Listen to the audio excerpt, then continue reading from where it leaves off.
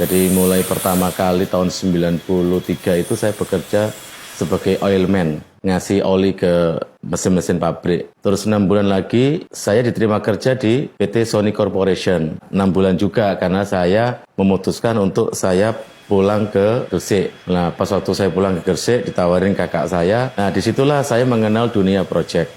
Jadi awal karir saya, ya bekerjanya macam-macam, mulai narik kabel, ya kan, terus angkat-angkat material besi.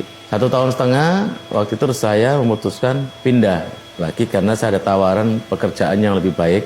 Itu di Jakarta, di PLTGU Muara Tawar. Terus saya ditawarin jadi staf untuk progress control. Lah disitulah saya merasa pengetahuan dan pendidikan saya itu nggak cukup. Kalau saya nggak belajar lagi, kuliah lagi, mungkin sampai kapanpun ya, saya akan tetap sebagai karyawan yang posisi yang rendahan ya. Karena pengetahuan dan knowledge saya itu sangat rendah. Jadi saya lulus SMA 93, nggak bisa melanjutkan kuliah karena ya masalah klasik ya, masalah finansial. Saya memutuskan saya harus kerja dulu. Dan dalam proses pekerjaan itu, gairah untuk saya tetap kuliah itu masih ada. Nah, setelah saya di Jakarta itu ketemulah teman-teman saya yang satu pekerjaan sebenarnya, kerjaannya sama, tugasnya sama, tapi gajinya berbeda. Saya digaji 500.000 sebulan. Sementara teman saya yang dari S1 gajinya 1 juta. Ya kan selisihnya kan jauh ya. Terus saya merasa memang saya harus belajar. Karena saat bekerja di Marubeni itu saya melakukan sebuah kesalahan. Saya tidak bisa mengerjakan tugas dengan baik yang diberikan oleh pimpinan saya waktu itu, Mr. Hattori. Saya dibilang, you are very stupid, dia bilang gitu. Saya tidak marah, karena memang saya merasa,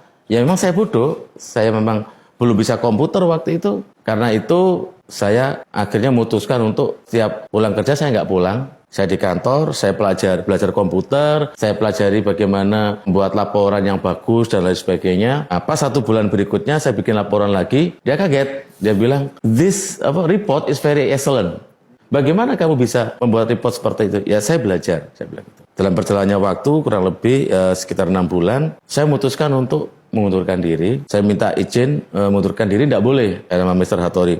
Kamu nggak boleh mengundurkan diri, kamu masih harus banyak belajar di sini. Saya kalau mau mengundurkan diri, bilang ke Mr. Sato. Nah, saya temui Mr. Sato, saya bilang, Mr. Sato, saya tuh mau mengundurkan diri, bukan saya mau bekerja pindah ke perusahaan lain, bukan.